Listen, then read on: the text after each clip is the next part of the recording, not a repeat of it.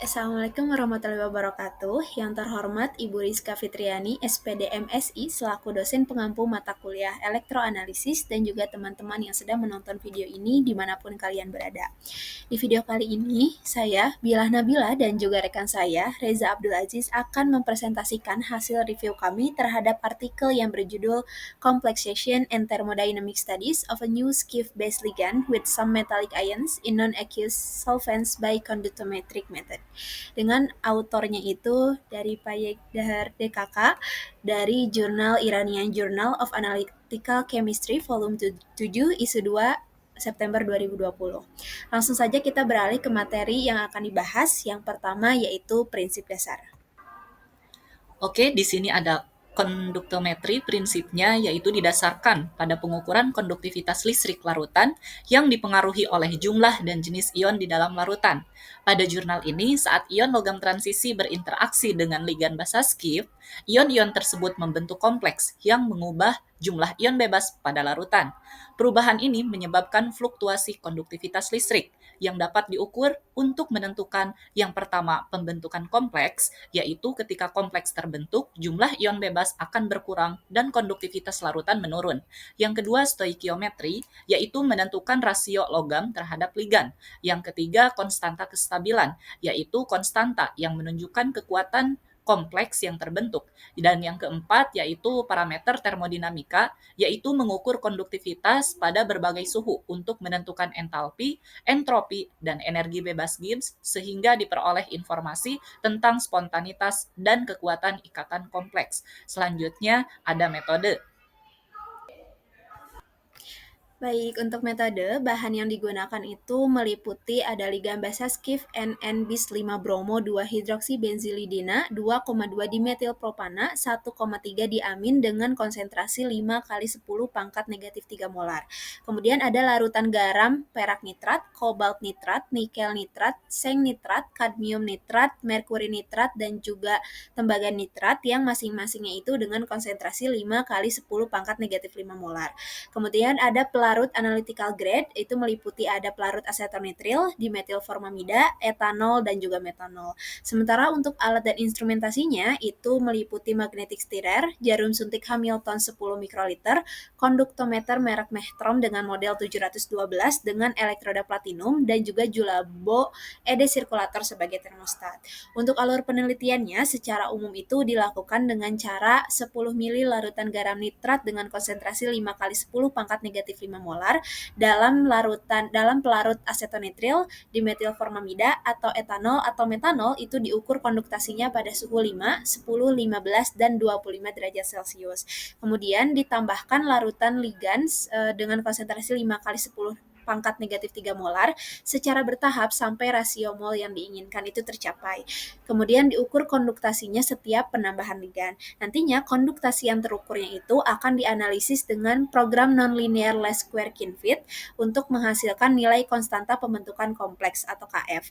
Nanti nilai KF yang dihasilkan itu diplotkan dengan persamaan Van Hoff, yaitu ln KF sama dengan negatif delta H per RT ditambah delta S per R. Itu untuk menghasilkan nilai delta H atau entalpi dan delta S atau entropi. Kemudian nilai delta H, delta S, dan juga KF-nya itu disubstitusikan pada persamaan fungsi Gibbs atau energi bebas, di mana persamaannya itu delta G sama dengan min RT ln KF dan juga delta G sama dengan delta H dikurangi T dikali delta S, sehingga nanti akan dihasilkan nilai dari delta G atau energi bebasnya. Selanjutnya beralih ke hasil dan pembahasan. Untuk hasil dan pembahasan yang pertama, yaitu ada stoikiometri kompleks. Pada penelitian ini diperoleh hasil bahwa konduktivitas molar meningkat seiring kenaikan suhu. Hal ini terjadi karena viskositas pelarut berkurang, sehingga ion-ion dapat bergerak lebih bebas, seperti pada dua gambar kurva di sebelah kanan untuk raksa 2+, dan kuprum 2+, pada suhu yang diberikan 5, 10, 15, dan 25 derajat Celcius. Terlihat keduanya terjadi kenaikan konduktivitas molar pada konsentrasi yang diberikan 5 kali 10 pangkat minus 5 molar. Lalu, ketika konsentrasi ligan bertambah pada suhu yang ditetapkan, yaitu 25 derajat Celcius seperti gambar kurva di sebelah kiri, menunjukkan perilaku Kurva di sebelah kanan menunjukkan perilaku konduktivitas molar berbeda untuk setiap jenis ion logam. Ion kobalt 2+ dan nikel 2+ memiliki rasio muatan terhadap jari-jari yang tinggi, sehingga lebih banyak terlarut atau tersolvasi oleh pelarut. Penambahan ligan menggantikan molekul pelarut di sekitar ion dan membentuk kompleks yang menyebabkan penurunan konduktivitas. Namun sebaliknya, ion kuprum 2+, seng 2+, kadmium 2+, dan raksa 2+ memiliki rasio muatan terhadap jari-jari yang lebih rendah, sehingga lebih sedikit larut dan interaksinya dengan ion nitrat lebih kuat. Penambahan ligan membentuk kompleks yang mengurangi interaksi ini, sehingga konduktivitas molarnya meningkat. Adapun untuk ion perak plus, interaksinya dengan ion nitrat itu lemah, sehingga konduktivitas awalnya tinggi, namun setelah terbentuk kompleks dengan ligan, ukuran kompleks yang besar mengurangi mobilitasnya sehingga konduktivitasnya menurun. Berdasarkan data kristalografi sinar X, ligan memiliki struktur fleksibel yang memungkinkan pada pembentukan kompleks M2L atau Ml, terutama untuk ion raksa 2+. Pembahasan yang kedua akan dilanjutkan.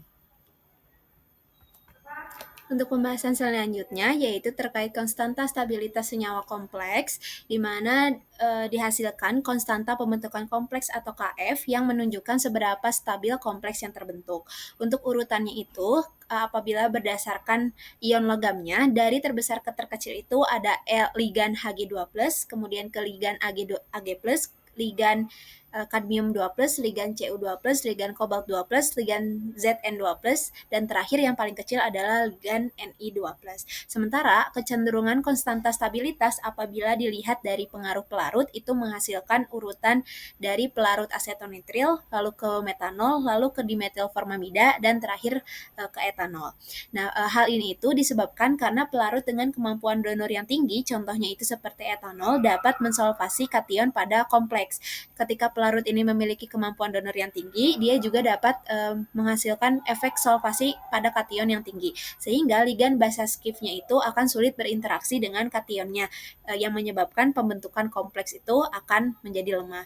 Sementara pada nilai delta H atau entalpi dan delta S atau entropi itu, hasil yang dihasilkan itu cenderung negatif untuk delta H-nya dan positif untuk delta S-nya.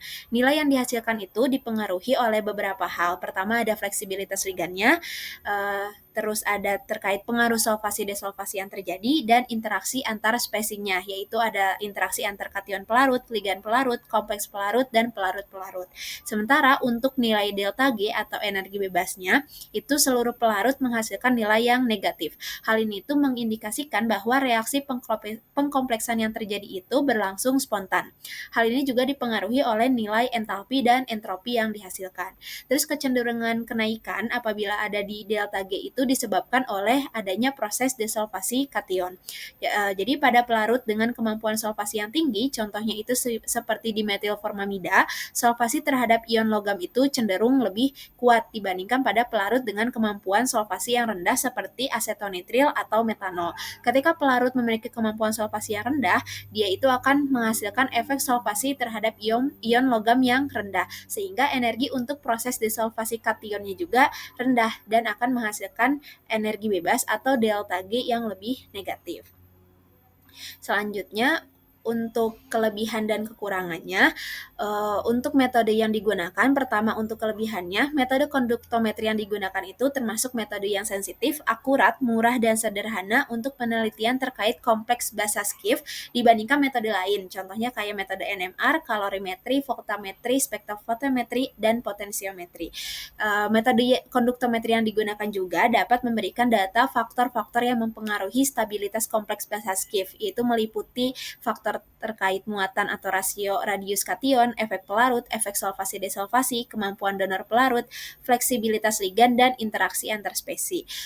Sementara variasi suhu yang dilakukan itu memungkinkan nilai delta H atau entalpi, delta S atau entropy, dan delta G atau fungsi Gibbs dapat dievaluasi dengan plot Van Hoff. Sementara untuk kekurangannya, itu metode konduktometri yang digunakan tidak dapat menyediakan informasi langsung terkait struktur kompleks yang terbentuk, sehingga disarankan untuk dikombinasikan dengan metode lain, contohnya dengan GVFIS, FTIR, atau XRD agar dapat hasil yang lebih akurat. Terus penelitiannya juga terbatas pada pelarut non-aqueous, sehingga membatasi aplikasi untuk sistem berair yang lebih relevan untuk lingkungan biologis atau kehidupan nyata. Dan terakhir, ke kesimpulan. Untuk kesimpulannya, konduktivitas molar larutan garam logam dipengaruhi oleh suhu, rasio muatan terhadap jari-jari ion, dan jenis pelarut. Kenaikan suhu meningkatkan konduktivitas akibat penurunan viskositas pelarut. Ion dengan rasio muatan terhadap jari-jari yang tinggi menunjukkan penurunan konduktivitas setelah pembentukan kompleks, sedangkan ion dengan rasio rendah mengalami peningkatan konduktivitas. Kompleks Ml terbentuk pada rasio L banding M sekitar 2:1 dan 1:1. Sementara Hg2+ juga dapat terbentuk kompleks M2L karena fleksibilitas ligan.